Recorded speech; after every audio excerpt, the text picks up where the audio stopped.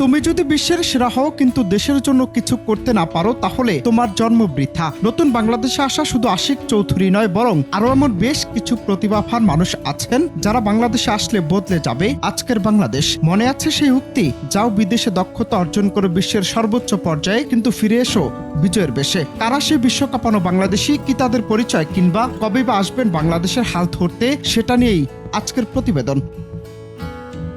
আমাদের অনুপ্রেরণা হচ্ছেন সেসব গর্বিত সন্তানরা যারা বিদেশের মাটিতে সেরা হয়েছেন আর মায়ের জন্য রেখে যাচ্ছেন কিছু না কিছু অবদান। তেমনই একজন আশিক চৌধুরী, যিনি বিদেশের লাক্সারি লাইফ স্টাইলের হাতছানি ফেলে বেছে নিয়েছেন বাংলাদেশকে। শুধু তাই নয়, এমন আরো 10 জনকে যদি বিদেশ থেকে আনা হয় তাহলে কেমন হবে বাংলাদেশের অবস্থা। বিশ্বের বিভিন্ন দেশে গুরুত্বপূর্ণ পদে কাজ করছেন এমন 10 জন বাংলাদেশিকে নিয়ে দেশের অন্তর্বর্তী সরকার কি ভাবছে। নাম্বার 1, জাহিদ সবুর। সার্চ ইঞ্জিন গুগলের প্রিন্সিপাল ইঞ্জিনিয়ার, গুগলের মূল প্রযুক্তি কাঠামোতে দীর্ঘদিন কাজ করছেন এই বাংলাদেশি প্রতিভাবান। বিশ্বের অন্যতম টেক জয়েন্টে তার অবদান অনন্য। প্রথম কোডিং দিয়ে প্রযুক্তি খাতে তার পদচারণা শুরু হয়, কিন্তু এখন তিনি আর এই কাজ করছেন না, বরং গুগলে কোডিং করার জন্য এখন সবুরের নিজস্ব 60 থেকে 70 জন প্রকৌশলীর একটি দল আছে। সাধারণত আরো বিভিন্ন টিমের কয়েকশো মানুষ সবুরের প্রকল্পে কাজ করে। এর আগে রিলিজ হওয়া গুগল অ্যাসিস্ট্যান্ট স্মার্ট ডিসপ্লে ছিল সবুরের নেতৃত্বে করা। বর্তমান সবুর কাজ করছেন গুগলের এআই নিয়ে। গুগলের জেমিনি মোবাইল অ্যাপ তৈরির ইঞ্জিনিয়ারিং টিমেরও প্রধান ছিলেন বাংলাদেশের জাহিদ সবুর। জওয়াদ করিম। বিশ্বের সেরা 10 প্রভাবশালী বাংলাদেশের তালিকায় দ্বিতীয় অবস্থানে রয়েছেন জওয়াদ করিম। অনলাইনে ভিডিও শেয়ারিং সাইট ইউটিউবের সহ প্রতিষ্ঠাতা তিনি। যে 3 জনের মাধ্যমে ইউটিউবের যাত্রা শুরু হয় তার মধ্যে তিনি ছিলেন বাংলাদেশি বংশোদ্ভূত। বাংলাদেশি হলেও জার্মানিতে জন্মগ্রহণ করেন তিনি। পরবর্তীতে 1992 সালে পরিবার সহ যুক্তরাষ্ট্রে চলে আসেন তিনি। অনলাইনে পেমেন্ট গেটওয়ে পেপালে কাজ করার সময় 2 জন সহকর্মী চার্ট হালে ও স্টিভ চিনের সঙ্গে মিলে 2005 সালে ভিডিও শেয়ারিং এর ধারণা নিয়ে ইউটিউব প্রতিষ্ঠা করেন। তানভীর হক। জনপ্রিয় সফটওয়্যার স্ন্যাপচ্যাট ইউজ করে এমন মানুষের সংখ্যা কোটি কোটি। স্ন্যাপচ্যাটে ফিল্টারগুলোর মাধ্যমে বাস্তব জীবনের সঙ্গে বিভিন্ন ত্রিমাত্রিক উপাদান জড়িয়ে দেয়া হয়। এসব ফিল্টার চালু করলে দেখা যাবে যে আপনি হয়তো কোন জঙ্গলের সামনে বা আপনার ঘরে কোনো কার্টুন চরিত্র নাচছে। জানলে অবাক হবেন, স্ন্যাপচ্যাট প্রোডাক্ট ম্যানেজারের গুরুত্বপূর্ণ ফিচার ডেভেলপমেন্টের পদে কাজ করছেন একজন উদীয়মান টেক লিডার যার নাম তানভীর হক। শুধু তাই নয়, আরও জানলে অবাক হবেন, তানভীর হক একজন বাংলাদেশি। রোহান হোসেন। বাংলাদেশের ক্রিকেটের দুঃসময়ে যেন পিছু ছাড়ছে না কিছুতেই। উন্নতির সম্ভাবনা দিনে দিনে কমেছে শোচনীয় হারে।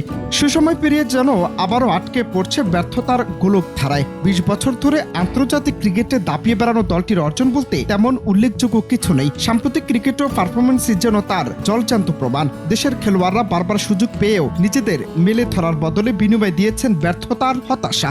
জানলে অবাক হবেন, বিশ্ব চ্যাম্পিয়ন অস্ট্রেলিয়ান ক্রিকেট দলের পারফরমেন্স বিশ্লেষণে গুরুত্বপূর্ণ অবদান রাখছেন রোহান হোসেন। অস্ট্রেলিয়ার ক্রিকেট রোহানের হাত ধরে এগিয়ে যাচ্ছে, কিন্তু বাংলাদেশ দিনকে দিন পিছিয়ে যাচ্ছে। রোহানকে দেশে ফেরাতে পারলে এগিয়ে যাবে দেশের ভঙ্গুর ক্রিকেট। এরপর রুমি আলী।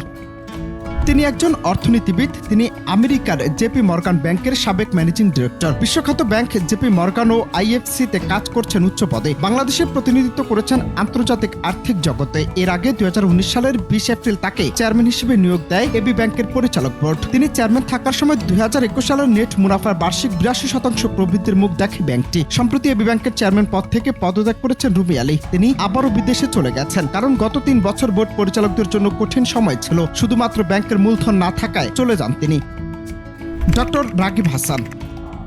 আমেরিকার university of Alabama associate professor হিসেবে দায়িত্ব পালন করেছেন রাগিব হাসান। গবেষণায় আন্তর্জাতিক খ্যাতি অর্জন করেছেন। তথ্য নিরাপত্তার ভবিষ্যৎ গড়তে কাজ করছেন নিরলসভাবে। তিনি বাংলা উইকিপিডিয়ার জনক। 2005 সালে প্রথম বাংলাদেশি হিসেবে উইকিপিডিয়ার প্রশাসক হন রাগিব। 2004 সালে যুক্তরাষ্ট্রের ইউনিভার্সিটি অফ ইলিনয় পিএইচডি করার সময় বাংলাদেশের তরুণ রাগিব হাসান উইকিপিডিয়ার খোঁজ পান। তবে সেটি ইংরেজি ভাষা এর সঙ্গে বাংলা ভাষায় উইকিপিডিয়া সমৃদ্ধ করার কাজ করেন রাগিব। এখন তিনি ব্যস্ত অনলাইনের মাধ্যমে উচ্চ শিক্ষা দেওয়ার কাজে। তার শিক্ষক.com এরই মধ্যে পেয়েছে গুগলের পুরস্কার।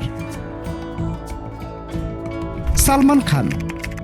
MIT ও হার্ভার্ডের এই বাংলাদেশি বংশোদ্ভূত শিক্ষক বিশ্বব্যাপী শিক্ষার সংজ্ঞায় পাল্টে দিয়েছে আজ। খান একাডেমিতে লাখো শিক্ষার্থী ফিরে পড়ছে। বাংলাদেশও বাদ নেই। 2006 সালে প্রতিষ্ঠিত শিক্ষামূলক ওয়েবসাইট খান একাডেমিতে রয়েছে হাজার হাজার রিসোর্স, আর এটি প্রতিষ্ঠা করেন বাংলাদেশি বংশোদ্ভূত সালমান খান। সেরা 10 প্রভাবশালী বাংলাদেশির তালিকায় তিনি রয়েছেন 4র্থ অবস্থানে। খান একাডেমি ওয়েবসাইটে রয়েছে 1 লাখেরও বেশি অনুশীলনী, 4000-এরও বেশি মাইক্রো লেকচার। বিনামূল্যে এই সাইট থেকে বিশ্বের যে কেউ পড়াশোনা করতে পারেন। এমন আরো অনেকেই আছেন যাদেরকে দেশে ফেরাতে পারলে বাংলাদেশ এগিয়ে যাবে অনেক দূর। গল্পটা যদি এমন হয়, তুমি যদি তোমার সর্বোচ্চটা দাও দেশের জন্য, তবে আমার বাংলাদেশ হবে বিশ্বের সেরা। তুমি হতে পারো পরবর্তী হামজা চৌধুরী কিংবা আশিক চৌধুরী। তাই বাংলাদেশের কল্যাণে এমন প্রতিভাবান মানুষগুলো কেন বাংলাদেশে আসছেন না, কিংবা তাদের বাংলাদেশে ফিরিয়ে আনতে বাংলাদেশের সরকার আদৌ কি কোনো পদক্ষেপ নিয়েছে? হয়তো না, কিন্তু এই প্রতিভাবান মানুষগুলো বাংলাদেশে ফিরলেই নতুন রূপে ফিরবে লাল সবুজের এই বাংলাদেশ। তবে বেশ কয়েকটি সূত্রে জানা গেছে, ইতিমধ্যে বিশ্বের নামকামন এমন প্রতিভাবানদের দেশের কাজে লাগাতে ফিরিয়ে আনতে কাজ করছে দেশের বর্তমান অন্তর্বর্তী সরকার। কেউ কেউ বলছেন ডক্টর ইউনূসের কৌশলে দেশকে বদলাতে যে কোনো সময় দেশে ফিরতে পারেন বিশ্বকাপানো এসব বাংলাদেশিরা। অনন্ত হাসান মাসুদ, বাংলা টিভি।